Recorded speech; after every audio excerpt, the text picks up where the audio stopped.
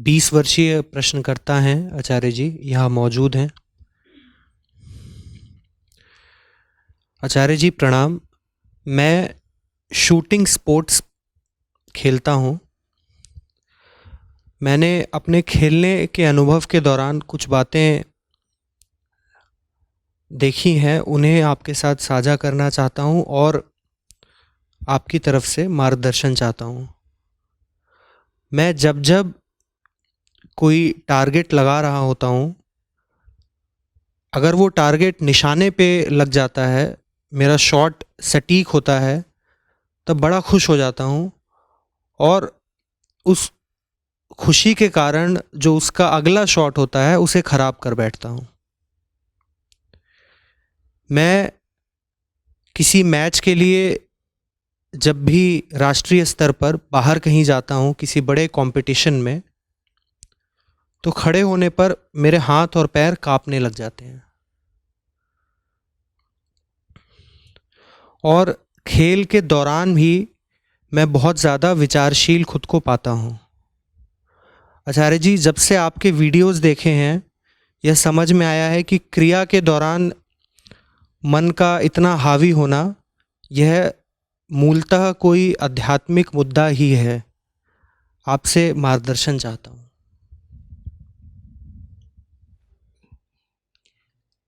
खेल का मैदान जीवन के मैदान का ही एक हिस्सा है, एक अंश है छोटा सा।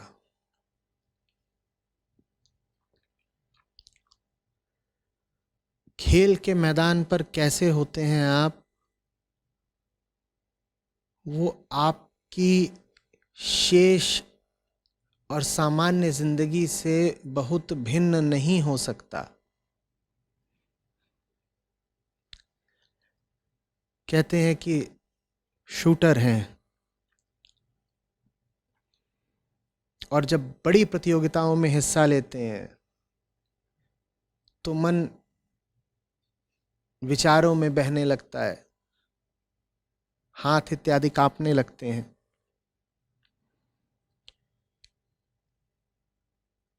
ये इतना ही बता रहा है कि साधारण जीवन भी तुम्हारा चिंता और कामना और आशा से भरा हुआ है।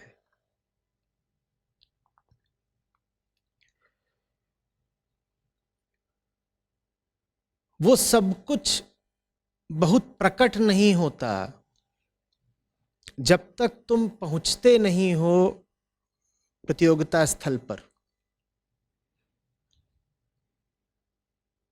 वहां पहुंचकर प्रकट हो जाता है। प्रकट हुआ है कहां से? कुछ नहीं से तो कुछ नहीं आने वाला ना। वो था पहले ही भीतर, वहां से प्रकट हुआ है। अब दो तरह के सवाल कर सकते हो। एक सवाल तो यह हो सकता है कि आचार्य जी बस प्रकट ना हो, भीतर पड़ा है तो पड़ा रहे।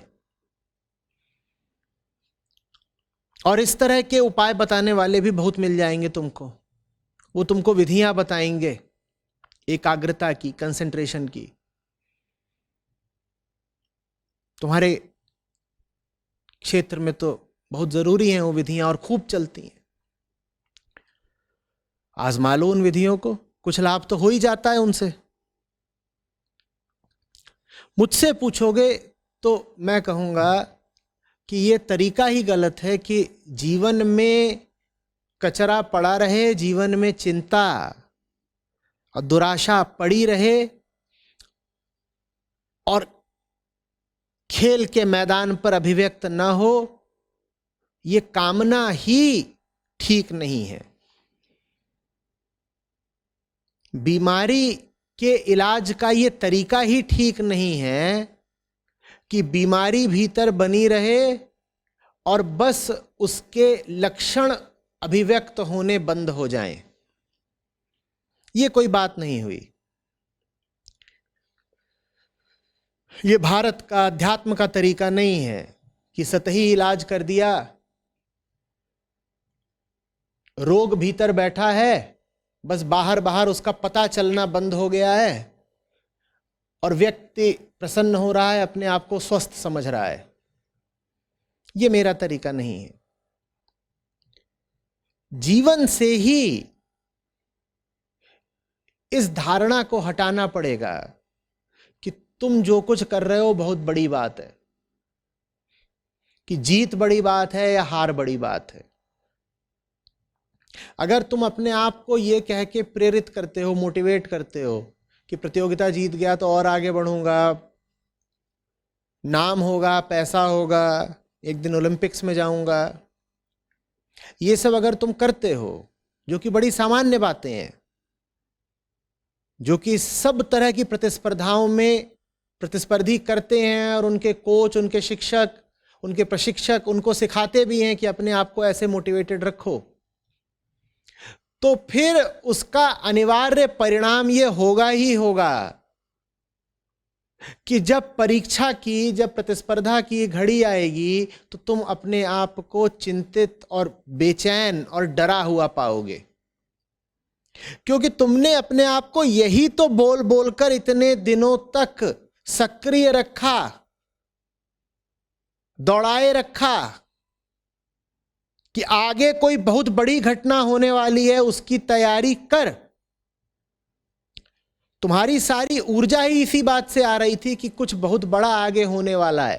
अब जब वो बड़ी घटना सामने आ ही गई है, घट ही रही है, तब अचानक तुम सहज और शांत कैसे रह पाओगे?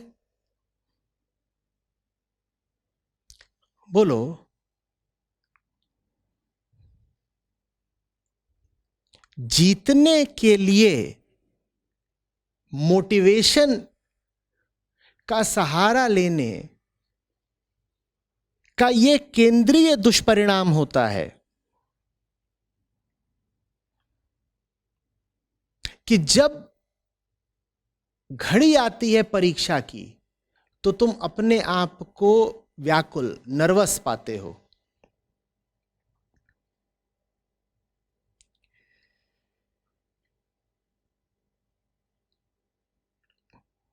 ऐसे जियो जैसे खेल हो, फिर खेलोगे ऐसे जैसे जीवन हो, कोई बड़ी बात नहीं लगेगी। ये मत कहो कि खिलाड़ी हूं,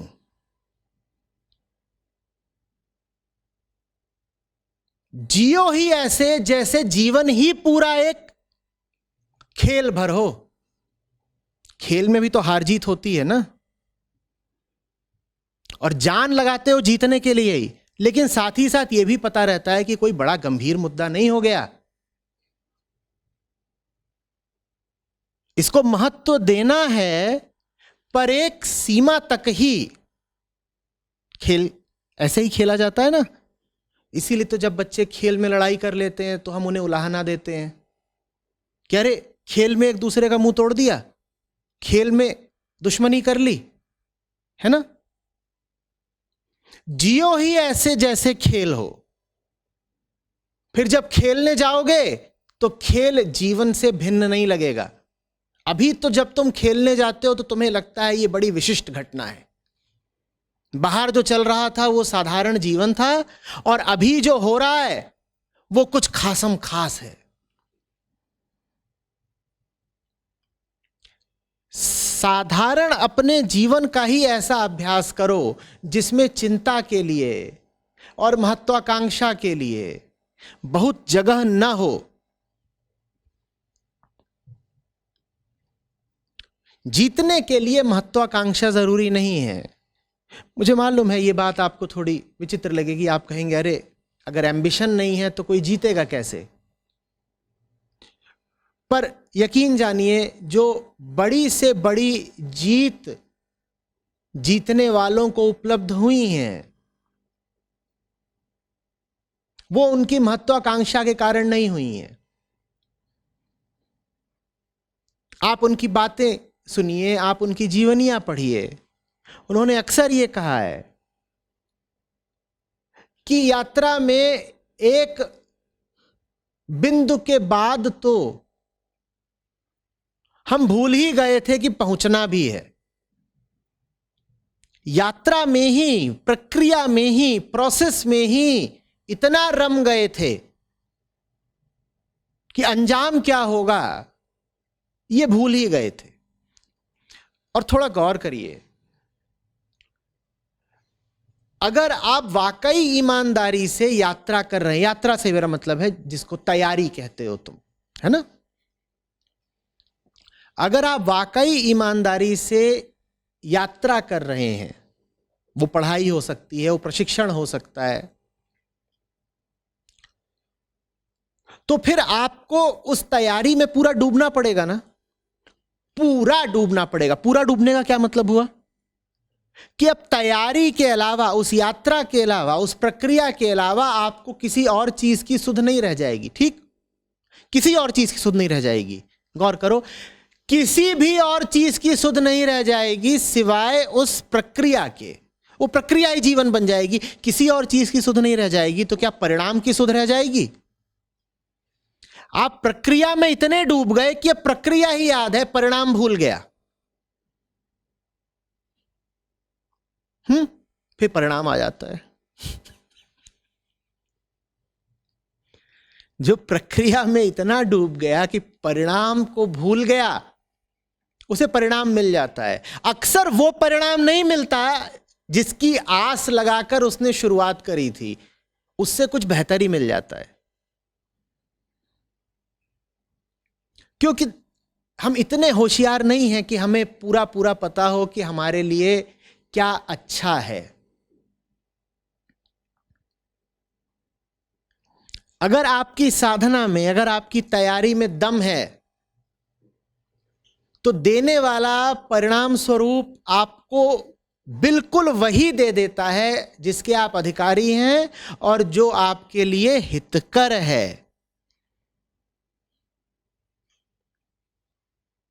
आप चलते रहिए, और अगर आप ईमानदारी से चल रहे हैं तो हो सकता है आप वहां ना पहुंचे जहां पहुंचने के लिए आप चले थे, पर आप वहां जरूर पहुंच जाएंगे जहां पहुंचना आपके लिए अच्छा है।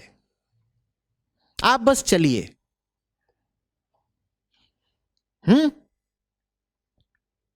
समझ रहे हो? तो जियो ही जरा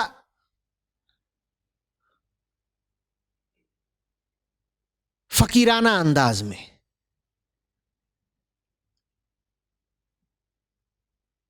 कोई बहुत महत्वपूर्ण मसला मत मानो जीवन को जैसे खिलवाड़ हो।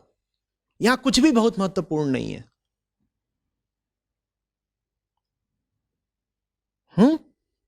दबाव मत बनाओ अपने ऊपर।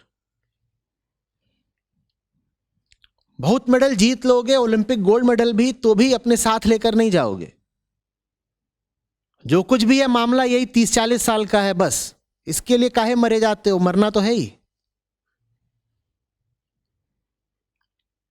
20 की उम्र है, हवा पानी देख ही रहे हो कैसा है, कितना चलने वाले हो। तो ओलंपिक गोल्ड भी जीत लिया तो बस यही है, बस यही है। जान लो कि खेल है, फिर जान लगाकर खेलो। दोनों बातें। खेल है माने ये नहीं कि खेल है तो क्या करना है। खेल है, पता है खेल है, और अब ऐसे खेलेंगे जैसे जिंदगी है। कभी अगर किसी के साथ कंपैरिजन करते हैं अपनी खुद की, तो फिर ईर्ष्या निर्माण होती है और फिर उसमें प्रेशर हो जाता है, प्रेशर में आ जाते हैं। तो क्यों करते हो? खुद को समझाने की बहुत कोशिश करते हैं, लेकिन फिर घूम फिर के वहीं पे आ जाते हैं। देखो सुनो, जो तुम काम कर रहे हो उसमें तुम्हें तुलना तो करनी ही पड़ेगी। औरों से नहीं करोगे तुलना तो कम से कम स्वयं से तो करनी ही पड़ेगी कि पिछली बार कितना स्कोर था, इस बार कितना आया है। तुलना अंकों के तल पर रहे, तुलना गणित के तल पर रहे, तो तुलना फिर स्वस्थ तुलना होती है। तुलना तुम्हारे मन की बीमारी नहीं बननी चाहिए। तुलना अपनी हस्ती की मत कर डालना। जब तक तुम सिर्फ अपने स्कोर की तुलना कर रहे हो कोई बात नहीं, पर तुम्हारा स्कोर तुम्हारी हस्ती का, तुम्हारी जिंदगी की औकात का, तुम्हारे केंद्र का प्रतिनिधि नहीं है।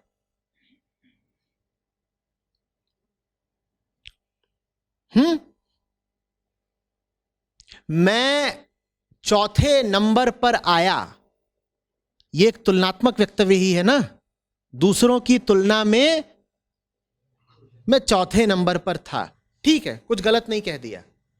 लेकिन जब इसी वक्तव्य का अंदरूनी अर्थ हो जाता है कि मैं तो 4th क्लास आदमी हूं, तब बड़ी गड़बड़ हो गई।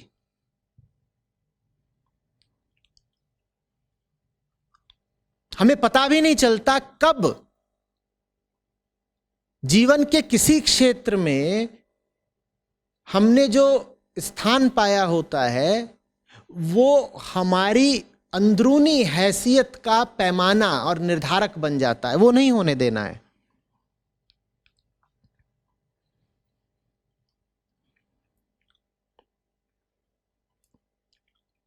अपने आप को उस स्कोर से जरा अलग रखो। बहुत बड़े बड़े शूटर होंगे दुनिया में, सैकड़ों होंगे, शायद हजारों होंगे जो अभी तुमसे आगे के हो, तुमने शायद अभी शुरुआत ही करी है।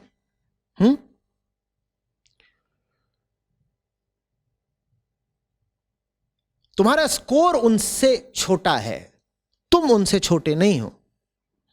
स्कोर छोटा है कोई बात नहीं, स्कोर बढ़ाया जा सकता है, ये स्वस्थ तुलना है।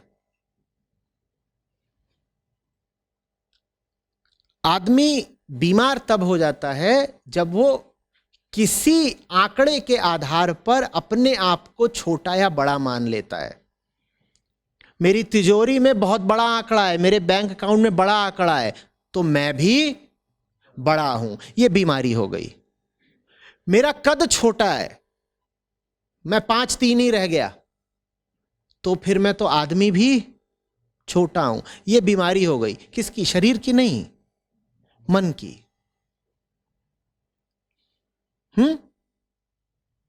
ये नहीं होने देना है। खेल है, क्या है? खेल है, वही नहीं, पूरी जिंदगी। ठीक। जापान में तो ज़ेन सिखाते ही थे निशानेबाजी के द्वारा।